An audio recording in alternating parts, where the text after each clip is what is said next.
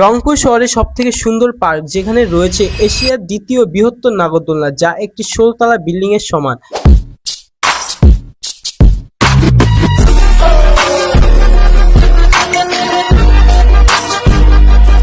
আপনার পকেটে যদি মাত্র ৫০ টাকা থাকে, তাহলে আপনিও ঘুরে আসতে পারেন রংপুর শহরের সবথেকে সুন্দর পার্কটি থেকে। এতক্ষণ আমি যে পার্কটির কথা বলছিলাম, এটা শুধু রংপুরে বিখ্যাত না, এটা পুরো উত্তরবঙ্গে বিখ্যাত।